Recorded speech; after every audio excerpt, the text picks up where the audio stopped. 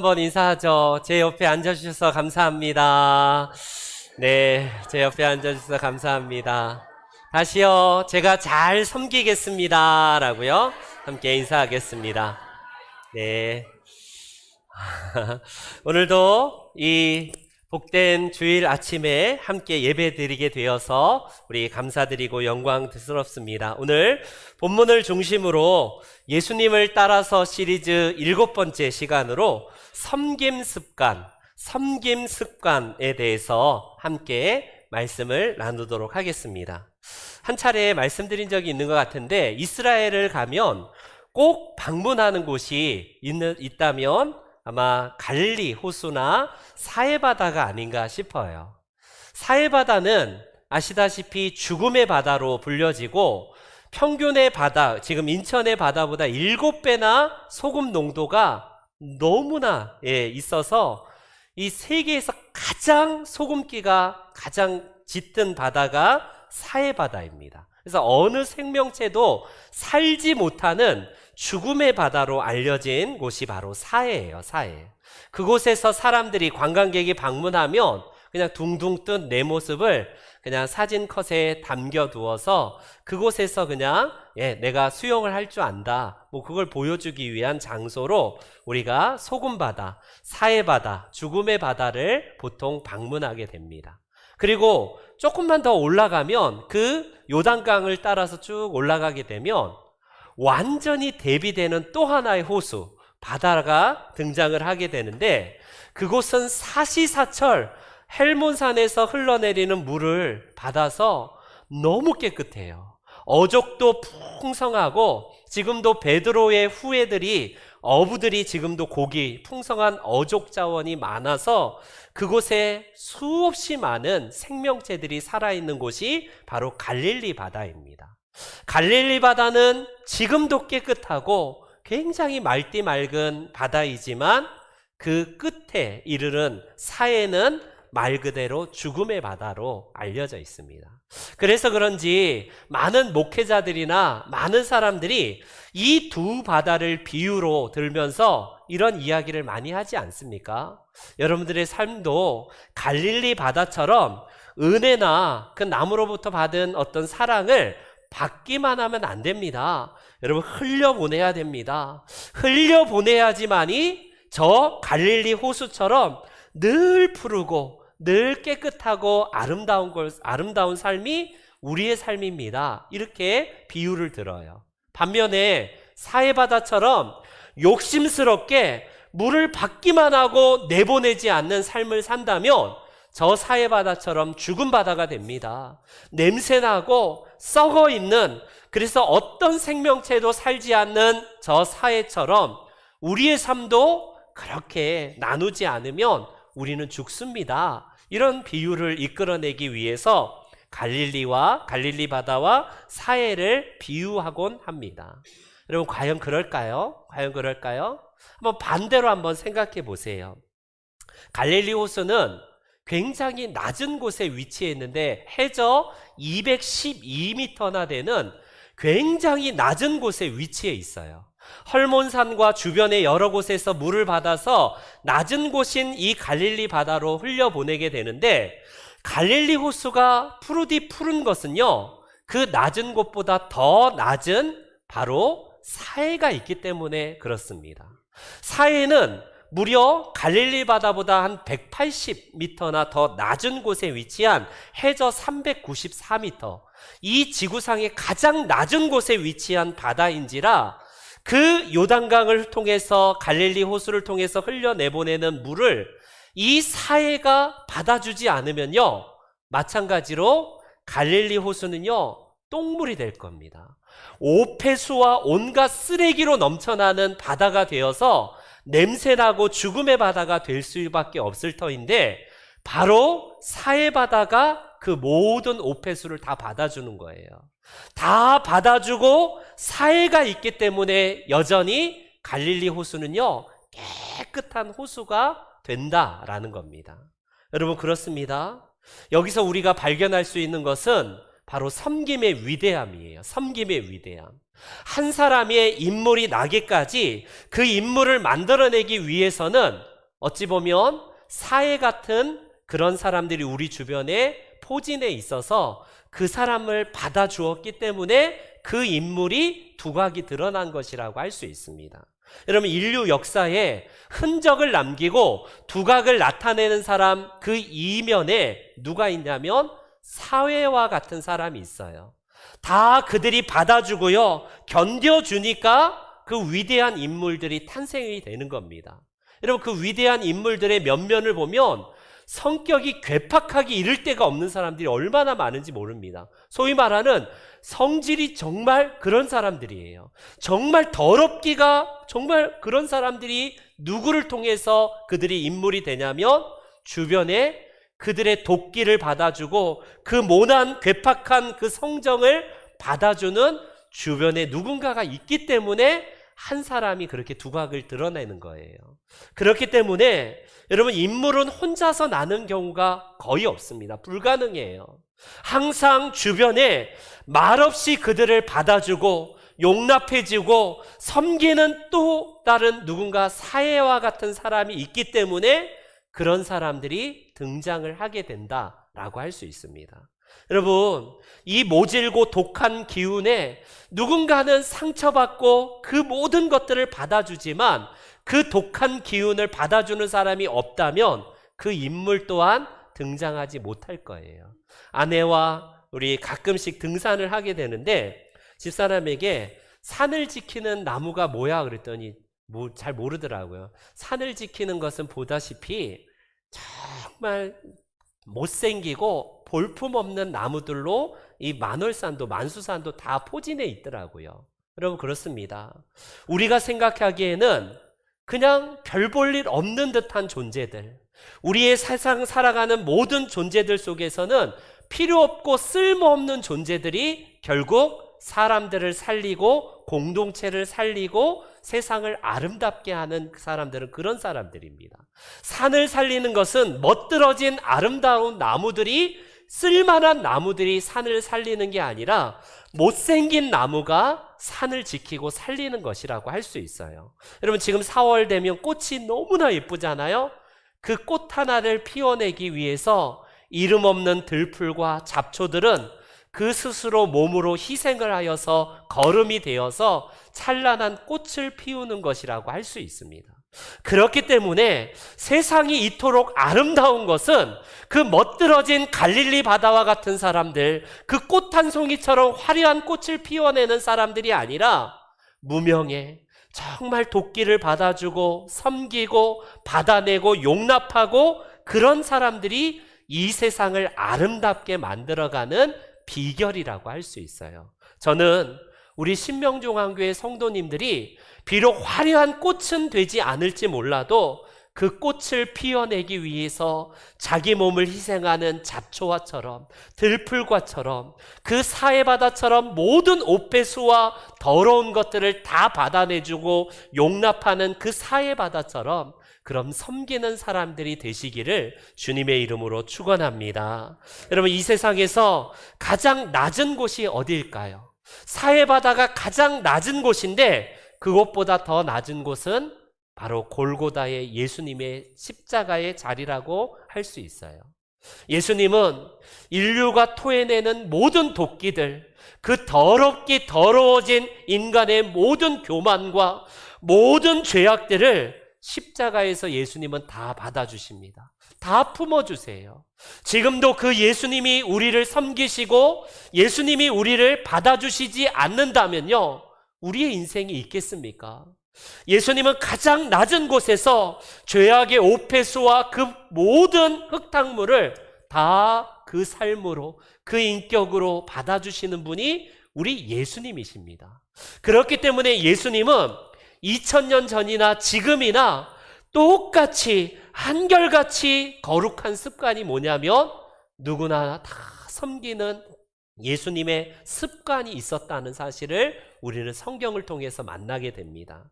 오늘 7번째 시간으로 예수님의 섬김이 어떤 의미를 갖는지, 아니 그분이 왜 그 섬김을 통하여서 이 본을 보이셨는지를 함께 말씀을 나누길 원해요. 우리가 진정으로 본받아야 될, 그래서 그분의 발자취를 따라가야 될 여러 가지들을 우리가 하나하나씩 살펴보고 있는데, 오늘은 그 중에 섬김입니다.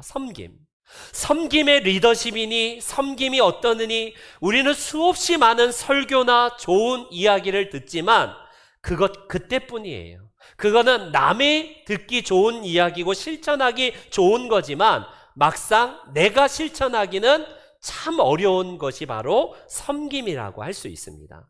그런 의미에서 저와 여러분들이 예수님의 거룩한 습관과 같이 오늘 이 아침에 우리 주님이 그 걸어가신 발걸음, 그 발자취가 섬김의 발자취처럼 저와 여러분들도 섬김의 발자취가 되시기를 주님의 이름으로 축원합니다. 오늘 본문의 배경은 유대인들의 가장 큰 절기인 유월절에서 시작이 돼요. 안타깝게도 예수님은 제자들과 마지막 유월절 만찬의 자리를 끝으로 이 세상을 이제 떠나시는 시간이 되었다라는 것을 성경은 증언합니다. 이 유월절 만찬에서 그들이 이 예수님이 제자들과 함께 식사를 하는 마지막 자리에서 오늘 에피소드가 일어나고 있는 본문을 우리는 발견하게 됩니다. 모두 다 즐거워하고 모두 다 음식 앞에서 정말 흉금을 털어놓고 니나 내나가 없이 누구나 다 한 마음으로 즐겁게 식사를 해야 되지만 각자의 생각은 다 동상이몽입니다. 이 자리에서 조만간 우리 예수님께서 대권주자가 되어서 이 나라를 통치할 강력한 통치자가 될 건데 저놈이 혹시 우편에 앉는 거 아닌가? 내가 2인자가 돼야 되는데 혹시나 내가 밀리는 거 아니야? 서로 속셈이 어떠냐면요, 좋은 자리 차지하고자 하는 이 야욕과 욕망이 그들 안에 가득합니다. 여러분, 그러니 이 식사 자리가 얼마나 불편한 자리겠어요. 예수님의 의도와는 다르게 이들은요, 이 마지막까지 예수님이 십자가에 달리시기 전날 이 만찬의 자리에서 제자들과 만찬을 나눌 때에 이 자리가 얼마나 썰렁하고 긴장이 감도는 자리겠습니까? 서로 함께 경계를 하면서 저놈이 높니 내가 높니, 네가 더 좋은 자리 차지하니 내가 더 좋은 자리 차지하니, 이 마음으로 식사의 자리에 참석한 제자들이 얼마나 불편하겠어요. 얼마나 이 자리가 굉장히 서먹서먹한 자리가 되겠습니까? 이 모습을 예수님께서 그들의 대화의 주제가 서로 함께 섬기는 것이 아니라 서로 경계하고 서로 내가 높다라고 이렇게 하는 그 모습과 그 대화를 들으신 예수님은요, 마음이 정말 답답하셨지 않겠습니까? 그것도 한 번 더 식사를 하는 것도 아니라 마지막 만찬의 자리에서 조만간 예수님이 십자가에 달리실 그 자리에서 제자들은 서로 잘났듯이 서로 도토리 키재기를 하는 이 모습에 너무나 마음이 무너지고 안타깝지 않겠습니까? 그런 예수님은 식사하시다 말고 도중에 벌떡 일어나셔서 갑자기 이상한 행동을 하십니다. 제자들이 보기에는 예수님이 더우신가? 갑자기 겉옷을 벗으시는 행동을 하시고, 이내 예수님은 물동이를 가지고 오서 그리고 허리에다가 수건을 딱 조이신 다음에 제자들 앞에 무릎을 꿇고 한 명 한 명씩 불러서 제자들의 발을 씻기는 장면을 보여주고 있습니다.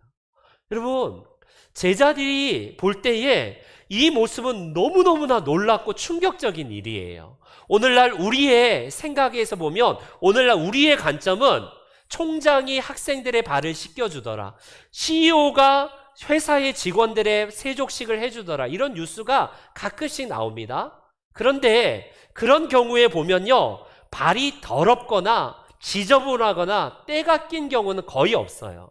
아예 발을 씻기지도 않아도 될 정도로 너무나 새하얗고 깨끗한 상태를 유지한 우리 문화권에서 세족식의 의미를 생각한다면 아마 충격이 덜할 거야. 이게 와닿지 않을 겁니다. 근데 그 당시 2000년 전에 예수님께서 행하셨던 이 세족의 의미는 너무 충격적인 거예요. 왜냐하면 그 당시에 가장 하층민, 가장 천하디 천한 천민들이 하는 그런 일들이 바로 발을, 손님이 집에 들어오면 가장 낮은 계층의 노예들이 하는 일들이 바로 이 발을 씻어주는 일들이 보통 가장 낮은 자들이 하는 겁니다. 그런데 예수님께서는요, 놀랍게도 제자들에게 무릎을 꿇고 친히 한 사람 한 사람 발을 씻어줘요.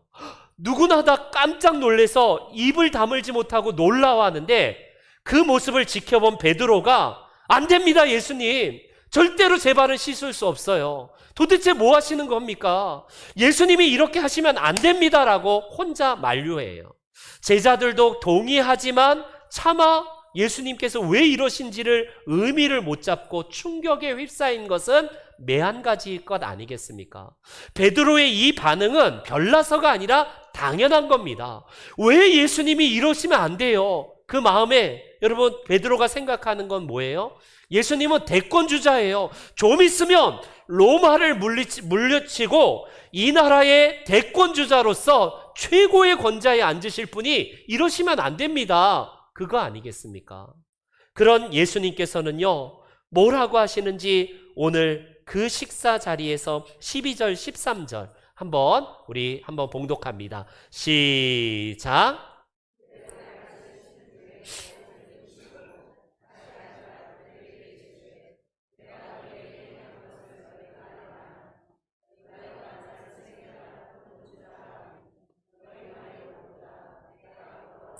여러분, 예수님은 이 세족을 행하신 이후에 당신이 어떤 분인가를 다시 한번 인지시켜줘요. 여러분, 예수님이 나는 너희의 종이야, 나는 원래 하층민이니까 너희의 발을 씻겨준다가 아닙니다. 세상에 통용되는 방식과는 완전히 다른 방식인, 너희가 나를 부를 때에 랍비, 스승, 선생이라고 부르거나 아니면 주님, 퀴리오스라고 부르지 않느냐. 바로 내가 그런 사람이다. 그런 자가 바로 나이다라고 예수님께서는 이 예수님의 정체성을 제자들에게 설명해 주십니다. 아닌 게 아니라 예수님은요, 보통 선생님이 아니에요. 보통 랍비가 아닙니다. 예수님은 만왕의 왕이시고 만주의 주이십니다. 아니, 예수님은 하나님 그분의 현현이에요. 지금도 하나님이신 그분은 우리의 발을 씻기기 위해서 오늘도 우리를 섬기시기 위해서 오신 분이 하나님이세요. 상상이 됩니까? 여러분, 윤석열 대통령이 여러분들의 앞에 와서 발을 씻어준다? 이거 뒤집어질 일 아니에요? 윤석열 대통령과는 비교할 수 없는 하늘의 왕 되시고 온 우주를 창조하신 그분이 우리의 발을 씻기기 위해서 친히 허리에 수건을 두르시고 무릎을 꿇고 제자들의 발을 씻기신 겁니다. 세상의 방식은 흉내 낼 뿐이고 그냥 하나의 세족식 의식일 뿐이지만, 진정으로 예수님께서는요, 이들의 발을 씻은 의미가 뭘까요? 여러분, 그 당시에 샌들 문화이기 때문에 가는 곳마다 먼지나 이게 굉장히 더러워요. 냄새는 두말할 것도 없죠. 예수님이 제자들의 발을 씻긴 이유가 식사 도중이라고 하는데, 식사하시다가 이 냄새가 너무 나서 내가 워낙 결벽이 있고 난 깨끗해서 밥을 못 먹겠다, 너무 역겨워서 밥을 못 먹겠으니 너희들 내가 발을 씻겨줄게. 예수님이 그러셔서 발을 씻겨준 걸까요? 아니면 이제 내일이면 예수님이 붙잡히시고 십자가에 달리실 때인데, 그래 마지막 내가 너희들한테 깜짝 퍼포먼스, 깜짝 이벤트를 해줘서 너희들을 좀 깜짝 놀래지게 해줄게. 여러분, 예수님이 마지막 서비스라고 생각해서 이 발을 씻어주신 겁니까? 아니에요. 예수님은 우리가 읽은 이 본문에 의하면요, 내가 너희에게 본을 보인 것처럼 너희들도 그렇게 해라, 이거예요. 이겁니다. 그렇기 때문에 오늘 이 본문을 통하여서 우리는 최소 3가지 하나님께서 예수 그리스도를 통해서 주신 이 세족의 의미, 진정한 섬김의 의미가 뭔지를 우리가 함께 살펴보기를 원합니다. 여러분, 만약에 예수님이 진짜 발에 먼지나 때가 더러워서 내가 보기가 너무 더러워서 안 되겠다, 씻어주기 위해서 그랬다면요, 굳이 예수님이 안 하셔도 돼요. 물론 급하게 이 최후의 만찬의 자리를 잡았는지 몰라도 최소한 최하층의 노예가 그 장소에는 없었던 듯 싶어요. 예수님은요, 그 먼지나 때를 씻어주기 위해서는요, 노예나 하층민을 불러서 돈을 주고 팁을 주고 깨끗하게 좀 씻어다오라고 말씀하셔도 됩니다. 아니면 예수님이 능력이 많으시기 때문에 말씀으로 깨끗해지라 라고 해도 깨끗해질 수도 있을지 모르겠어요. 예수님께서 진정으로 이들의 발을 씻기신 이유는 뭘까요? 14절 15절 다시 한번 볼게요. 14절과 15절 말씀입니다. 다 같이 시작.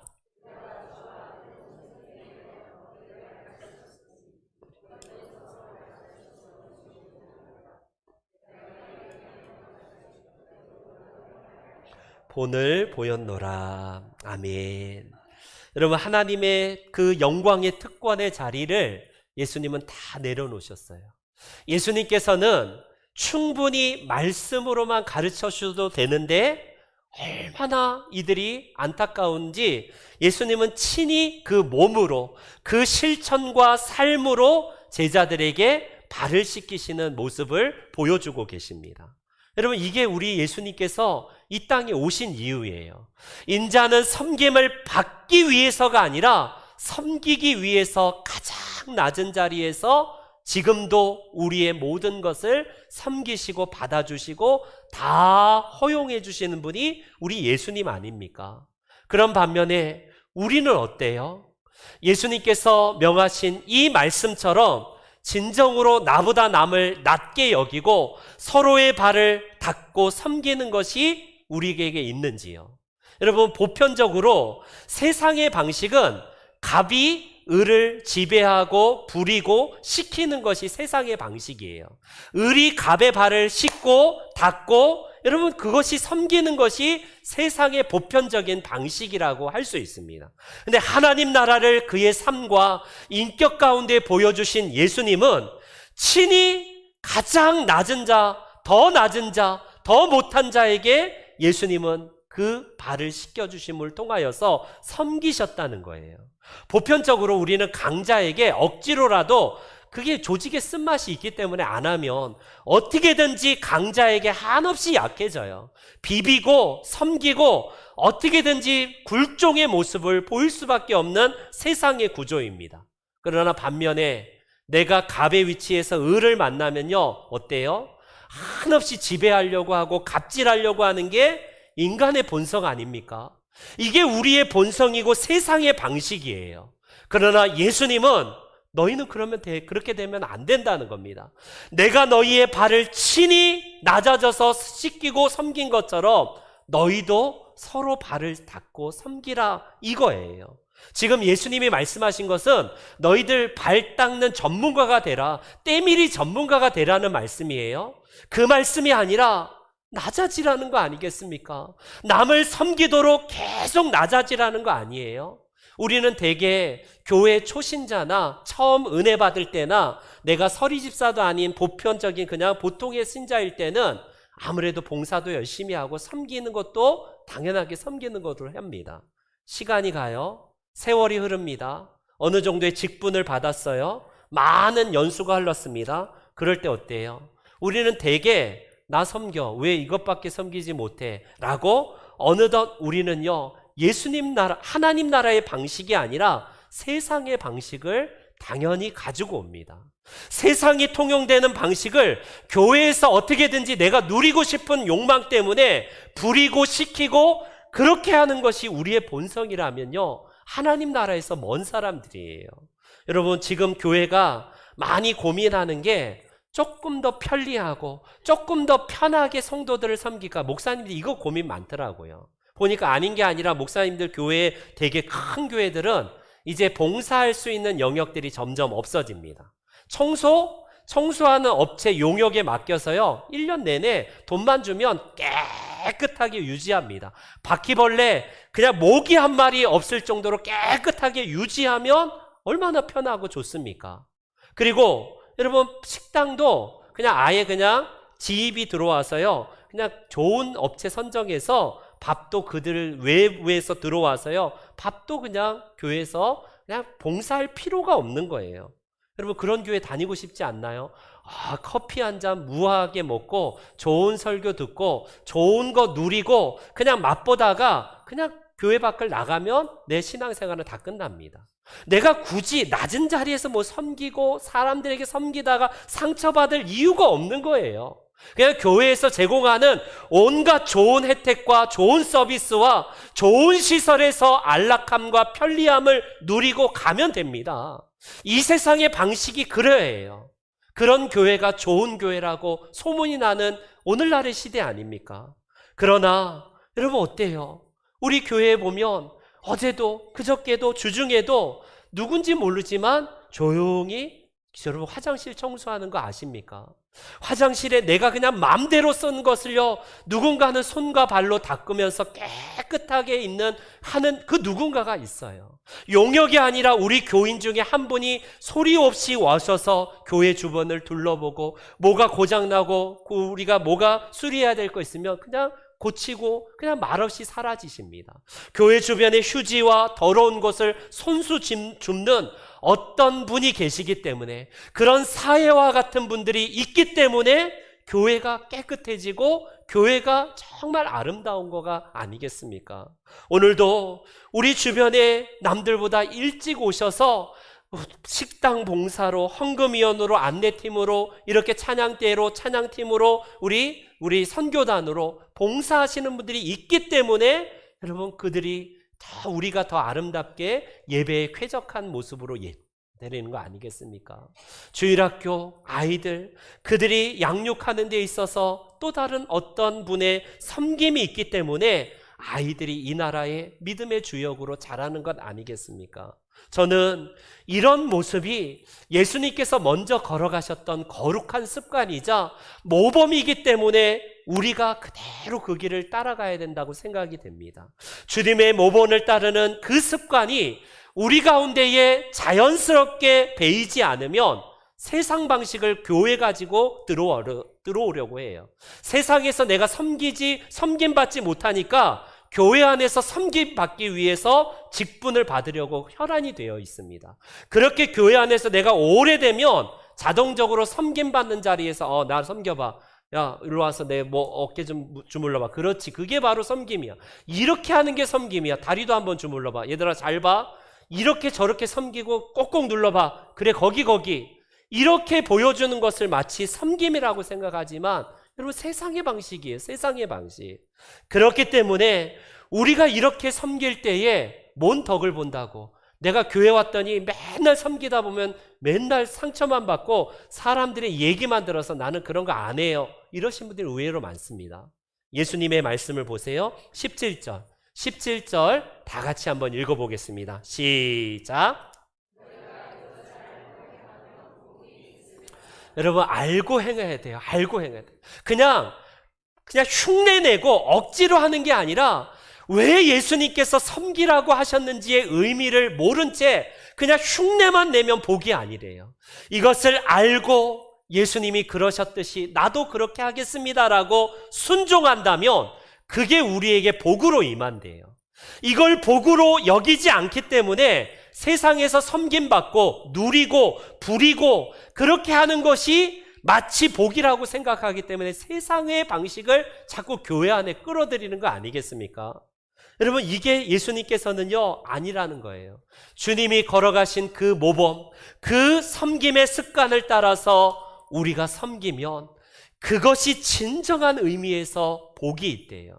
팔복처럼 이 복이야말로 우리에게 있어서 진정한 복임에도 불구하고 이 복이 내 손에 그냥 형체로 주어지지 않기 때문에 복을 복처럼 여기지 않습니다. 사랑하는 성도 여러분, 그렇습니다.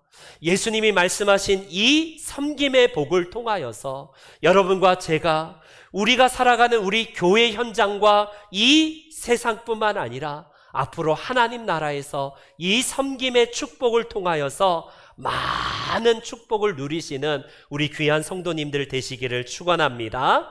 두 번째로 예수님께서는 이 섬김의 이 모범을, 예수님께서 섬기심의 이 습관을 왜 보이셨을까요?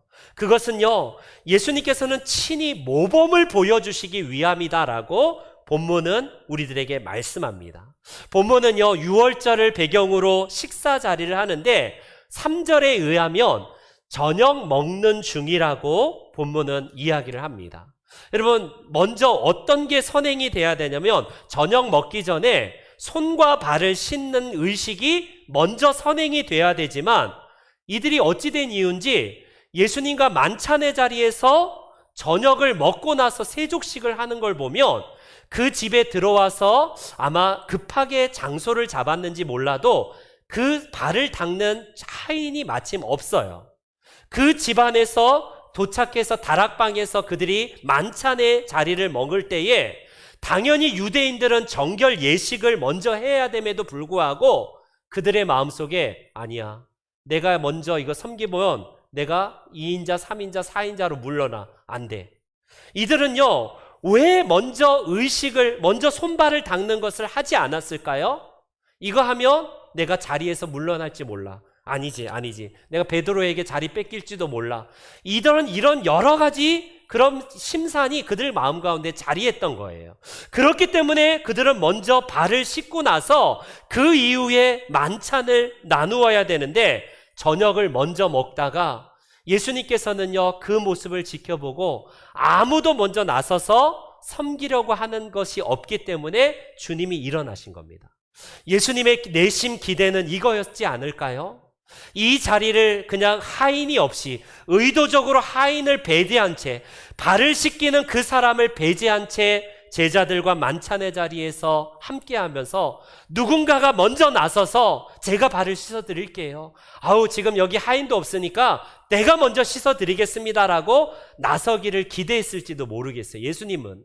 그런데 제자들은요, 아무도 신경도 안 쓰고 먼저 나서는 사람이 없었다는 게 문제가 됩니다. 여러분, 누군가가 그 발자취를 따라오게 하기 위해서 예수님은요, 먼저 스스로 나서기를 원했지만 한 명도 없을 때에 주님이 먼저 솔선수범하여서 이 제자들의 발을 닦습니다.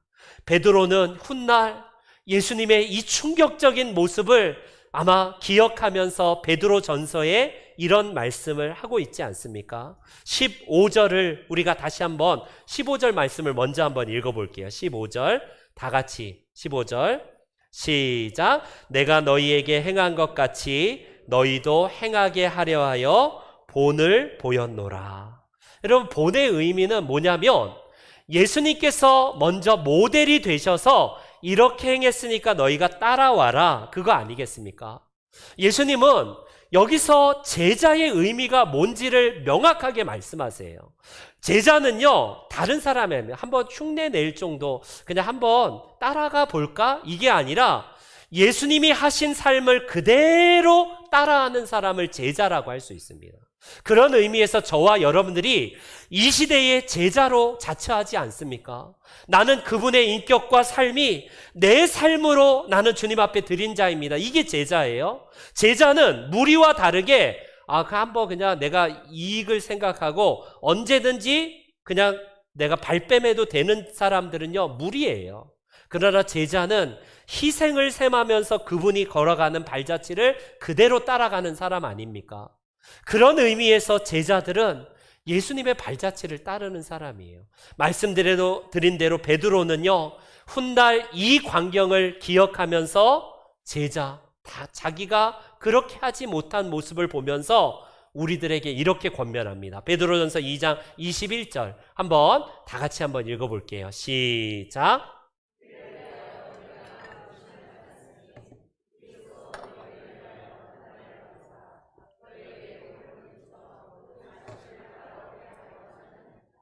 우리가 제자라면 예수님의 발자취를 따르는 것이 그리스도가 보이신 본이래요.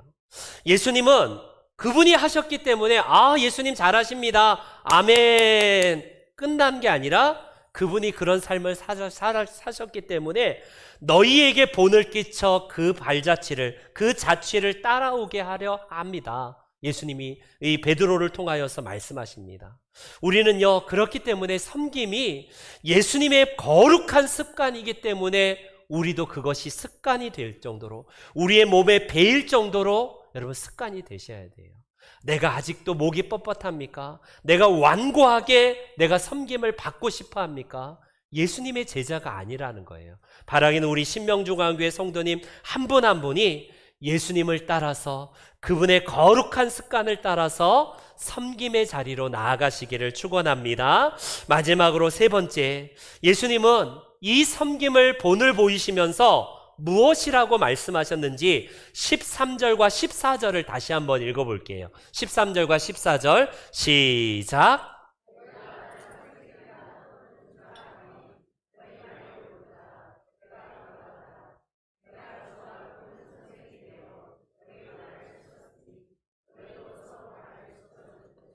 옳다, 옳다. 이거는 당위예요. 명령입니다. 이것이 해도 되고 안 해도 되는 게 아니라 섬김은 그리스도인들에게 제자에게 있어서 필수예요, 필수. 이걸 위해서 우리의 몸을 쳐서 복종하는 게 필요합니다.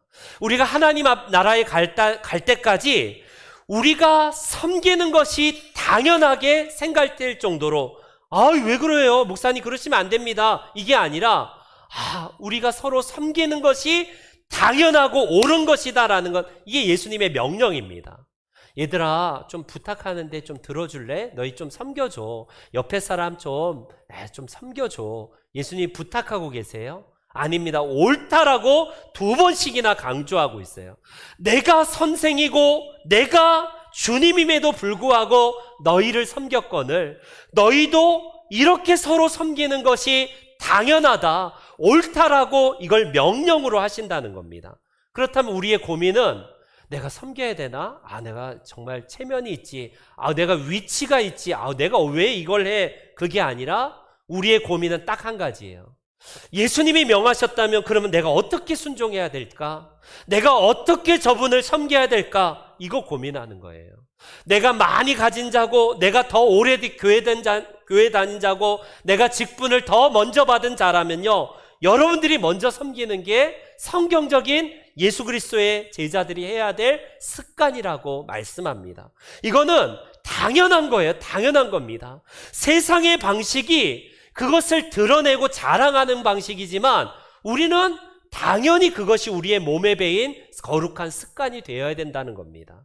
여러분, 우리 교회는 그런 의미에서 참 좋은 교회예요. 내가 안 해도 되면 내가 안 해도 되는 교회면 그렇게 건강한 교회는 아닌 것 같아요. 모든 것을 다 헌금으로, 교회 돈으로 다 해결하면요 좋겠죠. 편하죠. 저도 그런 교회 다니고 싶습니다. 그러나 예수님께서 말씀하신 진정한 의미에서 명령을 우리는 순종하지 않고 있는 거예요. 우리가 오늘도 우리의 지체를 나의 은사를 통해서 섬기기 때문에 예배의 장소가 풍성한 거 아니겠습니까? 누군가는 나를 위해서 점심을 준비하기 위해서 나는 10분, 20분이면 다 먹지만 정말 하루 종일 교회에 그 식단을 준비하는 누군가 때문에 우리의 점심이 풍성한 것 아니겠습니까? 누군가가 나를 섬겼기 때문에 내가 멘토의 자리에 와 있고 방장의 자리에 와 있고 직분을 맡은 그 자리에 와 있다는 사실을, 우리가 섬김의 기회가 얼마나 우리 주변에 있는 사람들을 섬기는 기회가 좋은 것인지 모른다는 겁니다. 그렇기 때문에 여러분, 점점 더 편하고 점점 더 좋은 설교 듣고 점점 더 편한 이런 교회의 환경에만 내가 잠식당하고 있다면 예수님께서 말씀하신 진정한 의미의 섬김을 배우지 못할 거예요. 말씀의 결론을 맺겠습니다. 여러분, 예수님께서 예수님의 그 제자 중에 하나라고 알려진 중세의 아시시의 성자 프란시스의 기도를 잘 알 겁니다. 프란시스의 기도가 여러 가지 있지만 주여 나를 평화의 도구로 써주셔서 대표적인 기도문 중에 하나인데, 그 기도문 말고 그가 했던 기도문이 이런 기도가 있어요. 한번 볼게요. 주님, 제게는 주님처럼 섬기다가 고난받아 본 일이 없습니다. 제 몸에는 못자국이 없습니다. 저에게도 주님의 고난을 알게 해주십시오. 여러분, 저 프란시스가 남을 얼마나 극진히 섬겼던 사람인지 몰라요. 정말 가난한 사람들을 섬기고 제자들을 섬겼던 대표적인 프란시스가 저 기도를 합니다. 주님, 저는 섬기다가 제게 상처가 없어요. 제게 흔적이 남지 않습니다. 저는 아무것도 없습니다. 저에게 그 고난의 신비를 알게 해달라고 기도했던 그에게 좀 신비스러운 이야기지만 상흔이 5개의 몸에 이렇게 못자국이 났다는 일화가 있지 않습니까? 카톨릭에서 내려오는 전승이긴 하지만 여러분 어찌됐건 저는 이 프란시스의 기도가 우리에게도 필요한 것 싶어요. 저와 여러분들이 주님을 섬기다가 내가 교회를 섬기고 성도를 섬기다가 주님 상처가 있습니다. 내가 이렇게 정말 잘 섬기려고 하는데 오히려 돌아오는 것은 저에 대한 모함과 사람들의 웅성웅성거리고 수군거림입니다. 비록 그런 것들이 있다 할지라도 저는 예수님처럼 섬기겠습니다. 그런 게 우리에게 필요하지 않을까요? 여러분 세상 사람들이 알아주지 못하지만 우리 하나님께서 우리의 섬김을 아신다면 야야 교회 그렇게 너무 깊게 빠지지 마. 섬기다가 욕망 먹으니 차라리 그냥 교회 그냥 그 언저리만 왔다가 예배드리고 빨리 가. 무슨 섬김이나 섬기다가 오히려 욕먹고 상처받느니 차라리 안 하지 마. 여러분 이런 시대에 살고 있지 않나요? 오늘날 우리가 이런 시대 속에서 예수님께서 끝까지 자기 사람들을 사랑하시되 끝까지 사랑하신 것처럼요, 저와 여러분들도 주님 오실 때까지, 우리가 주님 나라 갈 때까지 이 섬김의 신비와 의미와 가치를 우리 몸의 새김을 통하여서 예수님께서 거룩한 습관으로 섬긴 듯이 저와 여러분들도 예수님의 발자취를 따라서 거룩한 섬김이들이 다 되시기를 주님의 이름으로 축원합니다. 아멘. 다 같이